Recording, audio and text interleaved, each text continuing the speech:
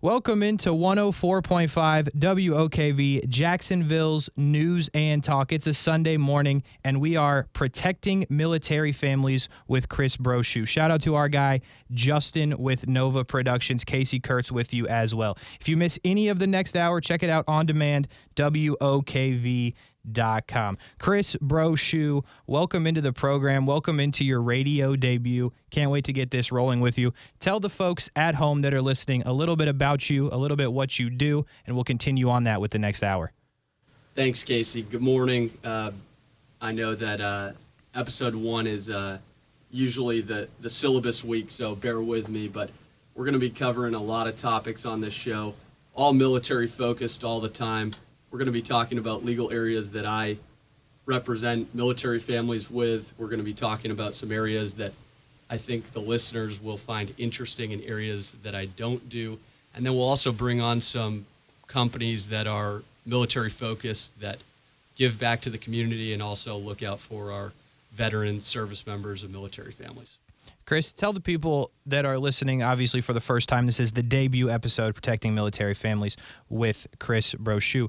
How'd you get into law? Why were you interested in law? Just tell the people how you got to this point in your career and why it's important to you. I've wanted to be in law since I was in high school. I took a career exploration course where I was fortunate enough to job shadow the local, where I grew up in Maine, it was called the district attorney. And I got to job shadow, see what he did. And he invited me back to see a trial that he had. It was an attempted murder trial. Of course, I got a week off from class in high school, so you can't beat that. But I just fell in love with it. I fell in love with the advocacy. I fell in love with the job. It's an important job, protecting people, protecting our community. And even though I don't practice in any criminal areas, it was my first exposure to law. And then when I went to Coastal Carolina University, I had my next kind of rung, if you will. Our local chapter advisor for our fraternity was a solicitor. So in Maine, where I grew up, we call it a district attorney. In South Carolina, we call it a solicitor. And then in certain states, they would call it a prosecutor. So in South Carolina, I was an intern. And again, a lot of great criminal experience, some roll call days. He had a first-degree murder trial that I got to help him with, but just fell in love with the idea of representing people, and that's what led me to law school down here in Jacksonville, Florida Coastal, and been helping people ever since. So absolutely. Hopefully help some more with the show. Yeah, no, without a doubt. Listen, for the people that aren't going to see it on the video feeds, we will have video information coming to you throughout the episode. We'll tell you how to find the video with our guy, Justin. But for those that can't see the video, they're just on the radio. We appreciate you just as much.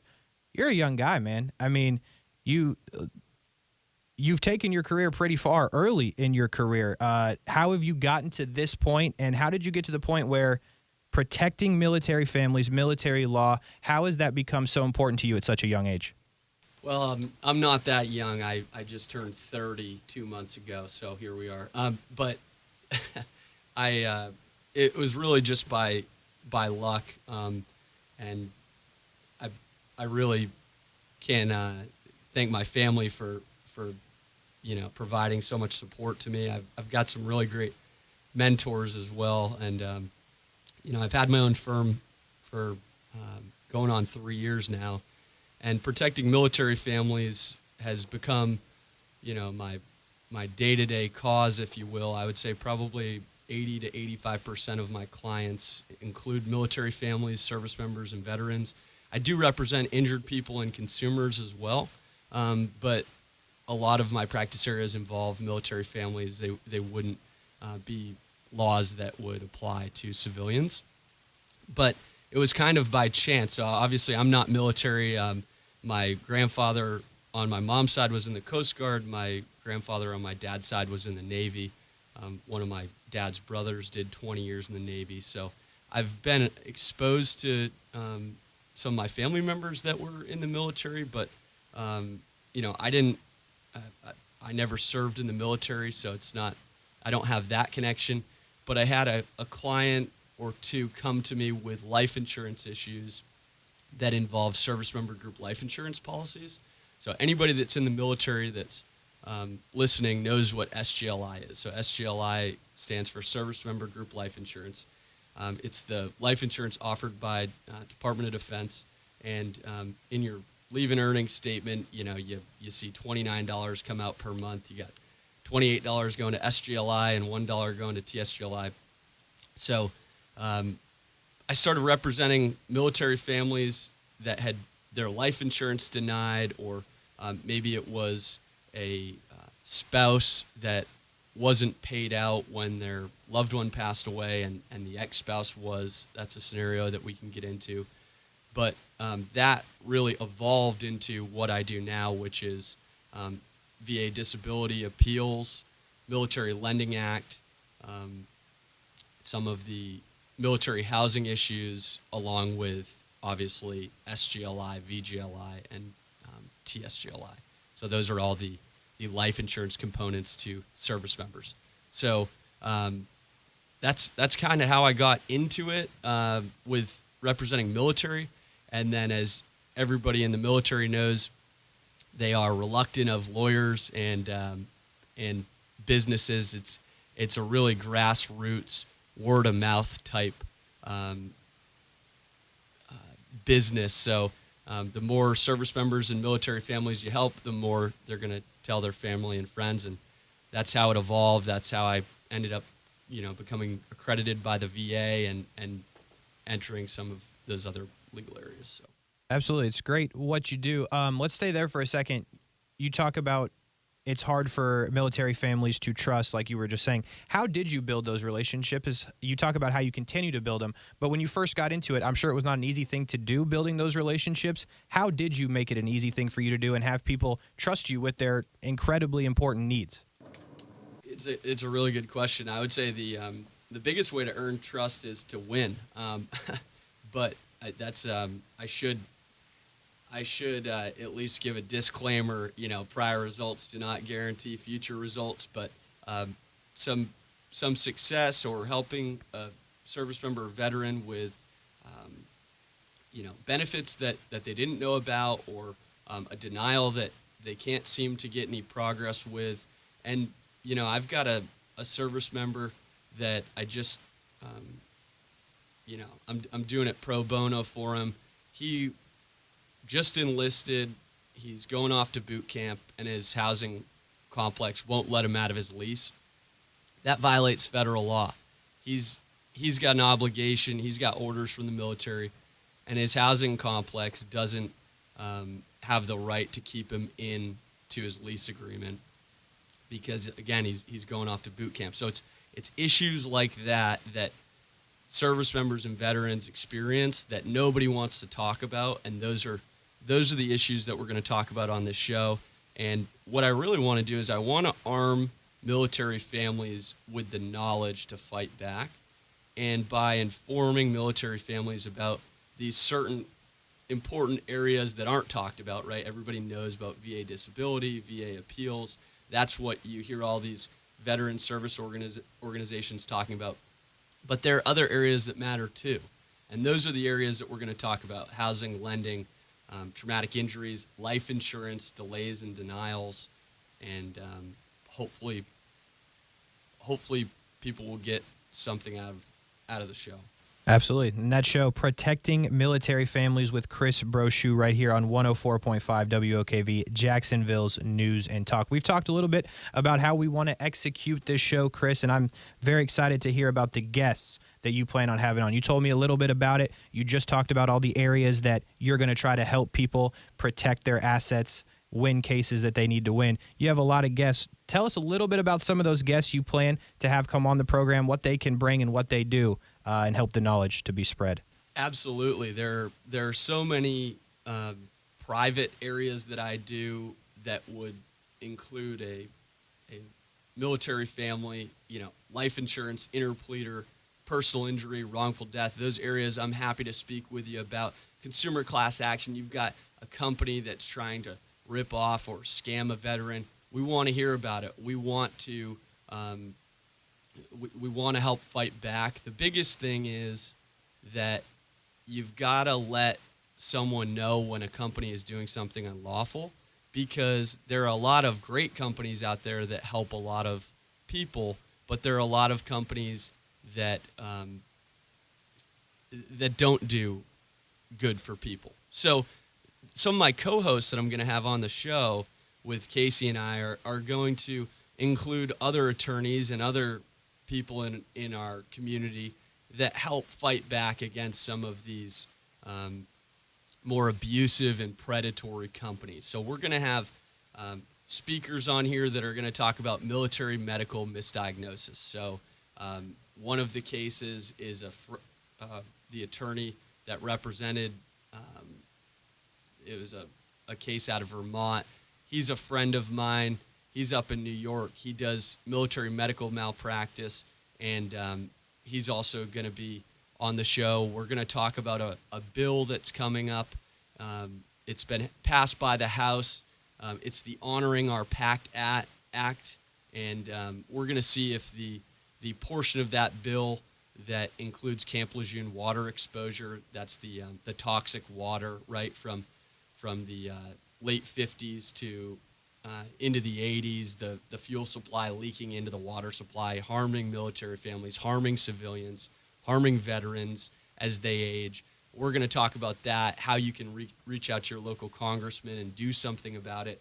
We'll talk about Federal Tort Claims Act, what happens if you sue the government, or you are required to, right? In some circumstances, that is your only recourse.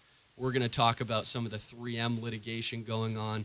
We're going to talk about some of the terrorism cases that are out there. So there are certain clients that we have where we represent under the Foreign Sovereign Immunity Act against targeted countries, and then also some anti-terrorism act or ATA cases that involve companies that are accused of working with terrorist organizations. We're going to have others on here talking about local veteran charities, immigration, veteran court, military lending act, government abuse, waste, fraud, whistleblower claims, and also talk about some of the areas that veterans and military families are already familiar with. I'm going to bring on my case manager. She is a Navy veteran and used to work for the VA, and she's going to talk to our listeners about what are the most common claims and appeal denials that that military families experience, and how to avoid some of those pitfalls without receiving nothing. And hopefully the goal being that we can train our military families about their rights to help better serve their families. Absolutely. I think it's super interesting what you're doing here, and obviously the goal to protect military families, as we have discussed. But I think people that might be listening right now are hearing a lot of those words that you're saying, terrorism, whistleblower, words that they obviously know and could be interested in, even though they're not a military family. What can someone get from this show listening that might not be a military family but can listen to and enjoy, and why should they keep listening even if they don't necessarily need your help with the military stuff? That's a great question. I think that that anyone that consumes goods in America, that needs an attorney, that's just looking for an interesting topic would enjoy the show, because of the fact that a lot of the advice that we're going to give is going to cross over and be advice that civilians could take as well. So, for instance, a lot of the life insurance areas that I represent clients with, we see people get denied all the time, delays, denials. The bottom line is, and this is a theme that you're going to hear me say over and over and over again, people know if they're pulled over for speeding or if they're arrested, that they have the right to hire an attorney to defend them. Most people in America would know and understand that. But for some reason, when an insurance company makes up God knows what reason and says, oh, we've got to get this more information from you. We can't pay that claim because of XYZ. We've got to deny it because of XYZ. Most people just take it as gospel. Nobody really knows that you have the right to fight back. So what this show is hopefully going to do is help people with these policies train their loved ones, train their kids, train their beneficiaries, so that one day when they pass away, this is just one of those areas that is super important. Their loved one is going to know how to fight back if their insurance company doesn't pay.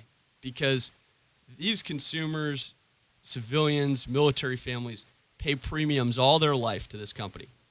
They are the most loyal customers that these companies can have. They pay their premiums each month on time and for years. And then all of a sudden, once that individual has passed away, their loved one calls up this company and says, hey, my loved one's told me about this for their entire life. You're going to be good. You're going to be able to pay your mortgage. You're going to be able to pay off your student loans. You're going to be able to be okay because you know when I'm gone, the family is going to need this money. And when those families are in their most dire situations, and they turn to those insurance companies who make money by denying claims, right? They're in the business of taking in premiums. The less they pay out, the more they make. And that individual's family has relied on them to do the right thing, and they find any reason at all to deny it. We want to teach you how to fight back. We want to teach you what to look out for. And the bottom line is, in the life insurance scenario, if you've submitted a death certificate and a claim form, and you don't get a check in the mail within 30 days, the red flag should be going off. The warning alarm should be going off in your brain. You should know that something is off because they're probably looking for a reason to deny you. And maybe they haven't found it yet. Maybe they're still looking for it, but you need to be very, very careful. Anything, just like the show Cops that used to be on for years, anything you say to the police can and will be used against you. Well, anything you say to these insurance companies when you're going to process those claims, it can and they certainly will use it against you. So be very careful out there. And I'm not, on this show to preach about how, America's bad. I love America. I love capitalism. I love our country more than anything in the world. But I'm tired of seeing military families get used and abused. I'm tired of seeing consumers left holding the bag. And it's time that we train our civilians and military families how to fight back and what their rights are. So. Well said. We're trying to do that, protecting military families with Chris Brochu right here on 104.5 WOKV, Jacksonville's News and Talk. You just talked about it a little bit, but what else can you give me? Your law practice, Brochu Law Practice. What else do you guys do? You just touched on it a little bit. We obviously have heard about the military aspect of it, but what else can people give you a call if they need help with? Absolutely. The biggest thing is that when you have a legal issue, you've got to know an attorney that you can call. And the problem with most legal issues is that law is so vast and so big that it may not fit squarely into a criminal issue or a civil issue or a family law issue. So if you ever have a need for an attorney, no matter what the area is, feel free to give me a call. I don't send anyone to any other firm where I wouldn't send my parents or my fiance or my sister. I think it's always better for business and for our clients if you know of somebody that can do a good job and it's not in your practice area. I'm going to give you their contact information because I want to help people, and I'm going to set you up with the right person. And the practice areas where I can help, all civil. So we've got, for the military claims, we have military life insurance, service member group life insurance, veterans group life insurance. So that's when, a service member goes from active duty, one-day muster duty, reservist, National Guard member, to veteran status. You would transfer that from SGLI to VGLI. VGLI is that Veteran Group Life Insurance. TSGLI, which is the traumatic injury rider of SGLI. So just to break that down a little bit, service member pays for service member group life insurance. They are automatically insured with no right or way to opt out with TSGLI, traumatic injury rider of SGLI. Now, with TSGLI, you have essentially the civilian equivalent of an accidental death and dismemberment policy and a long-term disability policy. Now, it's a little bit different because it's governed, under federal law, but that's kind of the civilian equivalent to that. So we'll break down TSGLI, SGLI, VGLI, some of those areas a bit further in more episodes, but those are certainly main areas. Military Lending Act, so anytime that a service member enters or their family or certain dependents enter into a financial agreement or into an agreement where they have to repay something, and there are specific inclusions, certain automobile loans would be excluded, home loans would be excluded, but think credit cards, think consumer debt consolidation, certain vehicle loans that include things that are not related to the purchase and sale of the vehicle. And essentially what the Military Lending Act does is it provides our service members and their families with protection against some of these companies that are predatory, meaning they cap interest rates. So these companies that are charging you, 40% to borrow $10,000, that would be unlawful under the Military Lending Act. Certain companies that provide financial instruments or certain types of documents to allow you to finance things, they have to abide by very specific laws, capped interest rates, certain disclosures.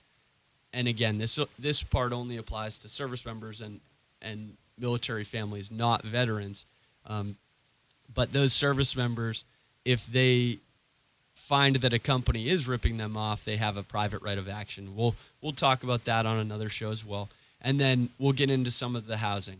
One of the areas that we talked about earlier with, somebody enters into a lease agreement and then they finish college or they move to a new area or whatever reason it may be, they enlist into the military and they receive orders that they've got to report to boot camp on X date. Well, because they'd already entered into their lease agreement prior to that date, they now have the ability to get out of that lease agreement. We're going to talk about some of those things, and then we're going to talk about some of the other areas that I do as well. So, if you've got a lemon vehicle, RV, anything like that, we helped a Navy veteran with an RV that he was having trouble with. We've got a number of other areas that we're looking at. Again, the big one that we're standing by to see if Congress approves and if it's signed by the president would be the Camp Lejeune portion of the Honoring Our Pact Act. But anything related to 3M, terrorism, VA disability, appeals, that's at least a good start for the military practice areas. And then on the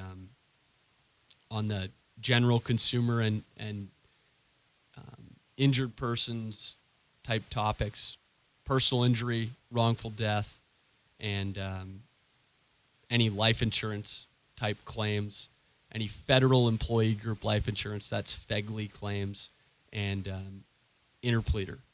Those are probably going to be the main areas that we're going to cover. But if you forget, I know I talk too fast. It's just part of who I am. But if for some reason you we're unable to get all of this down, you can rewatch, as Casey said, or feel free to visit my website, www.brochulaw.com. And again, that's spelled phonetically Bravo, Romeo, Oscar, Charlie, Hotel, Umbrella, brochulaw.com.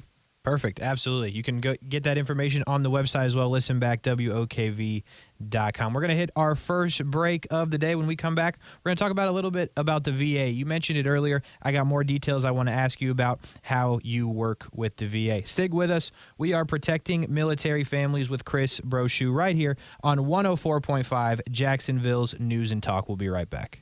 We are back on 104.5 WOKV, Jacksonville's News and Talk. Casey Kurtz with you, along with Chris Brochu, protecting military families with Chris Brochu. We talked about a lot in the first segment. If you missed it, it's a lot of good information that you need. Even if you're not a military family, learn about Chris, learn about what we're going to do here for the next foreseeable future right here on WOKV, WOKV.com, as well as a video version of the show. You can find it brochulaw.com, YouTube, Facebook as well. Our guy Justin with Nova Productions making everything happen for us on the video side. Chris, we're back at it, and I said this going to break. The VA. People have heard about it. My grandpa was in the military. I've heard of the VA. I don't really understand how it works, but you were telling me with the VA, you can't just be representing with the VA. You have to do things to get the opportunity to represent clients with the VA. How does all of that work? How did you get to the point where you can work with the VA? Sure, Casey, and thank your grandfather for his service if he's still with us. The VA is pretty particular with not only the forms that you submit, but also with their deadlines and time frames and the types of documents and what you include in those documents. And the biggest thing to remember is that the starting point for representing someone or submitting documents for them to the VA is that you have to be accredited by the VA. So once I passed the bar, became an attorney here in Florida, basically what happens is you submit an application and you go through the application process with the VA, and they do similar checks. And essentially what they are looking for is some of the same background information as when you get licensed as an attorney. Once you get your VA accreditation, now you can bring claims to the VA. The other example would be we have certain county reps that take cases in front of the VA, and then we also have what's called veteran service organizations. So VFW, think some of those types of organizations. They represent veterans and military families as well. And there are all types of different claims, right? There are DIC claims, there are military health claims, there are upgrade claims where you need to do certain things, there are benefits claims, compensation, things like that. So what happens is once you get accredited, now you can present claims and represent individuals. So what happens first off is the veteran or military family submits the initial claim. The initial claim is something that only the veteran or a veteran service organization can submit. Essentially what happens is once the rating decision comes back, the veteran or military family takes a look and they say, hey, if I was underrated, or maybe I was denied, or maybe I just don't think this is fair, that's when I come in. They give a law firm a call and they say, you know what, I don't think this is fair. We've got to appeal this. We've got to file a supplemental claim. We've got to do something more about this. And primarily, at that point in time, the veteran has some choices, right? Because ultimately what I do as a private attorney, as the owner of a law firm, is we only get paid if we get an increase for the veteran based on that initial decision. And we only get paid based off of the back pay or the pay that was owed from the beginning of the claim, so long as it's continuous. Whereas the veteran service organizations, the representation is free, but again, sometimes you can always pick your lawyer, right? Sometimes depending on who you get, you may be unhappy not to slam VSOs, they do good work, but sometimes a change is needed. And the beauty of what we do with clients with VA disability claims after that initial level is the only way we get paid is if you get paid. So there's no fee unless we win. If we never get you above the rating decision that you already have, you don't owe us anything. So that's a bit about at least some topical points about the VA, and hopefully I'm sure anybody that served in our military that's now a veteran or military family, hopefully they are receiving the assistance that they need. But again, if you ever have a question about your VA benefits, your legal rights, if you were denied by one of these life insurance policies or something, we actually have an email that you email address with the law firm that you can send any of your questions to. It's case CASE at brochulaw.com. We're happy to review it. It's free for us to review. If you want us to take a look, we will. And hopefully from there you have the information that you need. Yeah, absolutely. And you can obviously, like that email that you just said, or you can call 904-201-1771. You talked about the VA and that you are accredited. Explain to me this for people that may not understand it. Is everybody accredited by the VA? Are you one of the select few? Obviously, it's probably a difficult thing to get, but is this something everybody has, or is this what makes you exclusive? I appreciate the question. I'm certainly not special, but the accreditation is an extra step.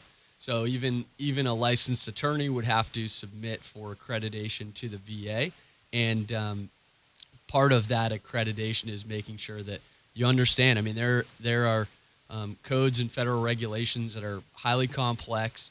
The world that the VA claims and kind of the inner workings of VA claims, the world that when you submit something to the VA is so vast that, the VA wants to make sure that you understand what, what's going on, what due process is involved. And I think that the checks and balances are good.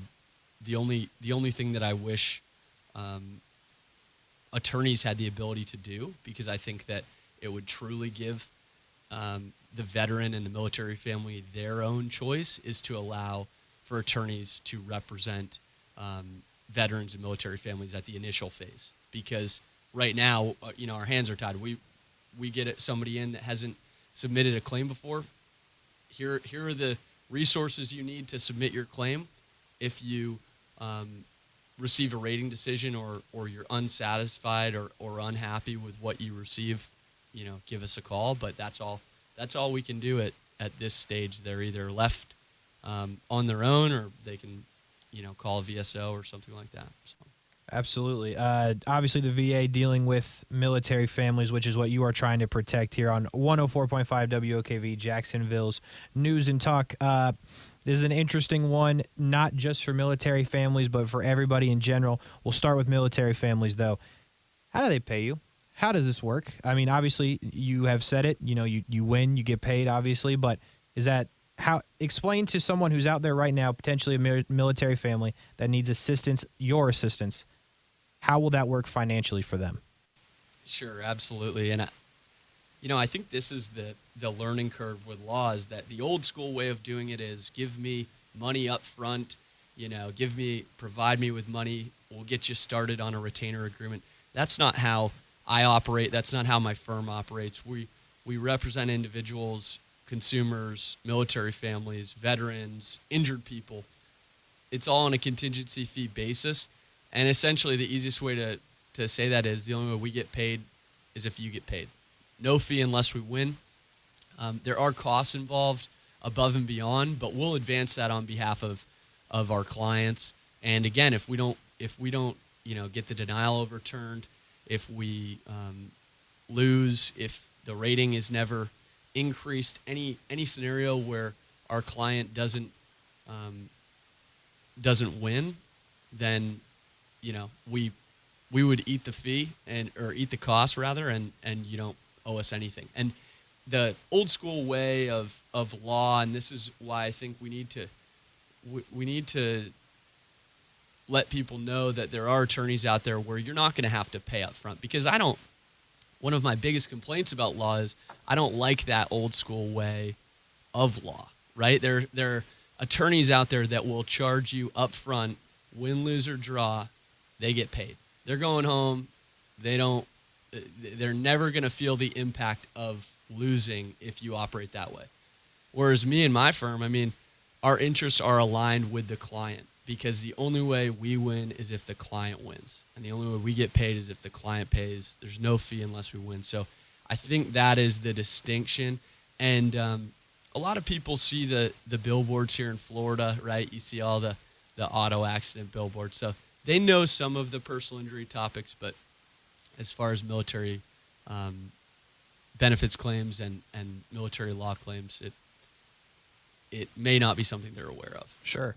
Talk to me about, in terms of non-military families, just civilians, how do you operate when someone contacts you for a case that has nothing to do with military things?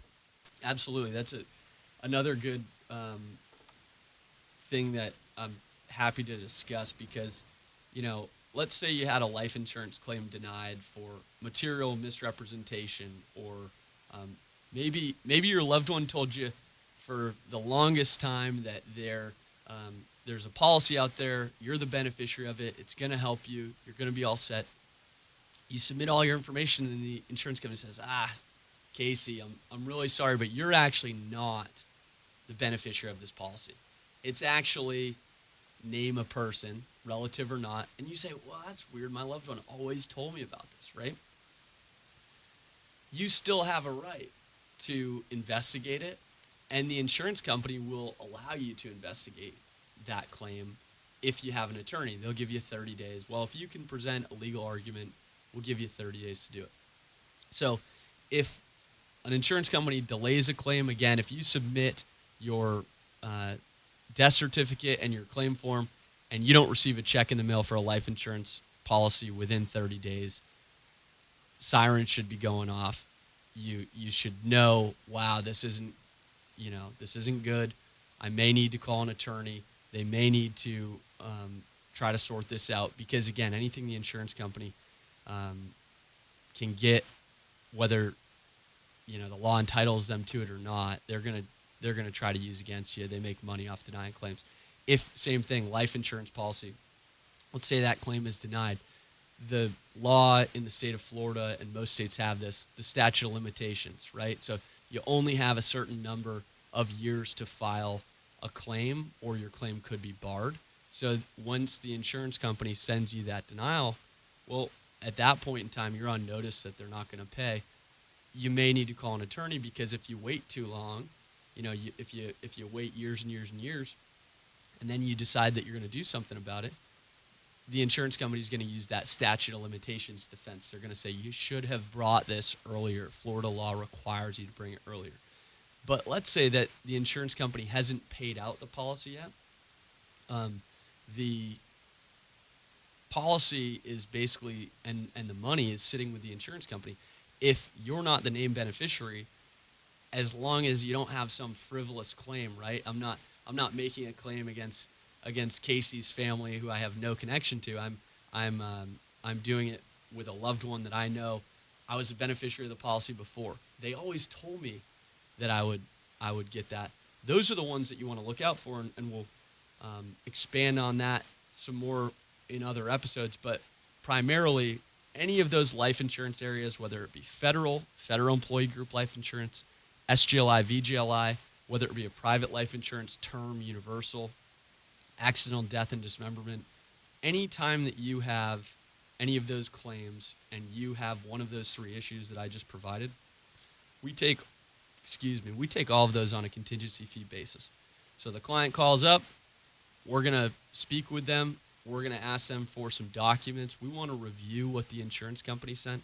And then after we conduct a review, research the law, figure out what's going on, get up to speed, then we have a better idea of what we can do. And again, if we get to the point where after an investigation, we don't know if there's anything that we can represent the client with. Well, that investigation didn't cost the client anything. Absolutely. Talking about life insurance right there, and I only bring this up because I seem to be watching TV late night all the time, and I feel like I can buy life insurance for any amount of money at any point in time. Not that you're a life insurance salesman, obviously. You're trying to protect Absolutely people. not. But is that a good idea? If I'm watching TV in the middle of the night, should I call up the life insurance people and try to buy a policy? Is that a red flag? Something like that?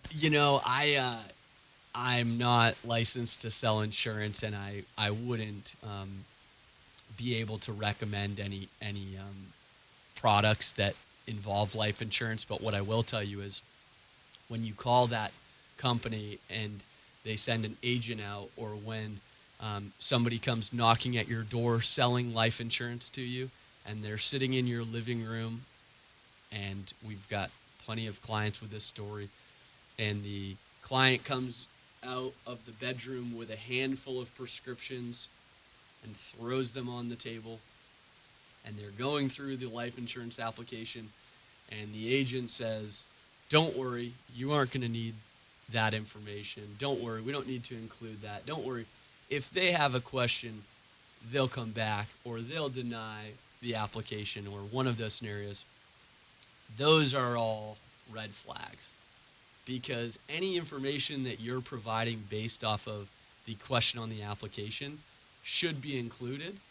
And if that agent is not including it, or they say, "Don't worry, insurance company's got it taken care of," get it in writing that they don't need it. Make sure that you're super careful.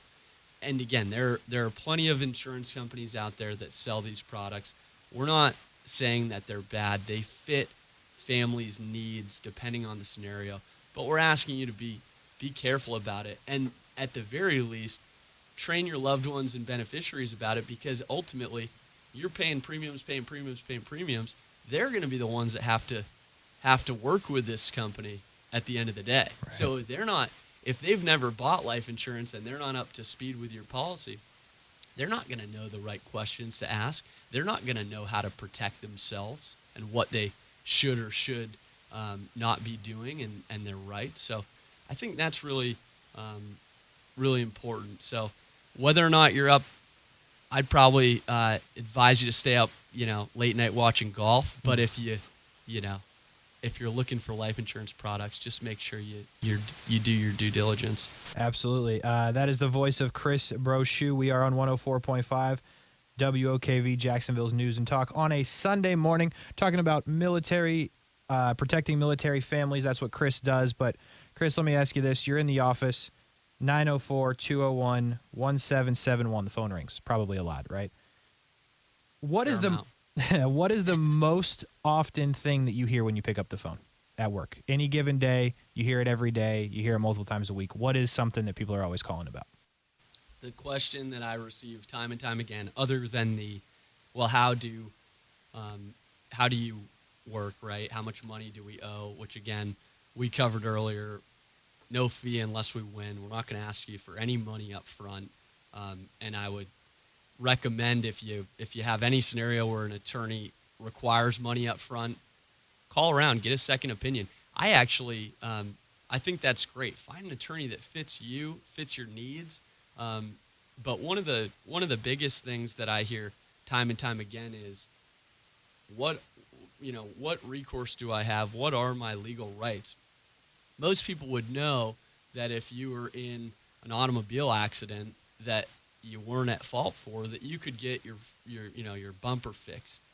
But a lot of people don't know that when an insurance company gives you a laundry list of reasons for denial, that they may not have gotten it right.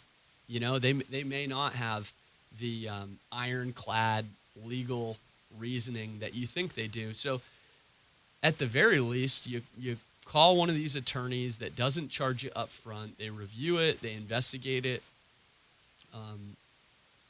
The only way they're paid is if you're paid, and get a second pair of eyes on it. Get a pair of eyes that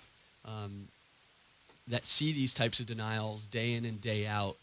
And ultimately, the biggest information gap that we're trying to close is it's not as simple as us sitting here today talking about a denial. Somebody is in the most dire position of their life. I don't know what percentage of these calls I get in terms of how many of my clients have lost a loved one that have called me, but I would say it's a fair amount. When the loved one calls me, it's the most dire position of their life, financially, emotionally, mentally. It's exhausting.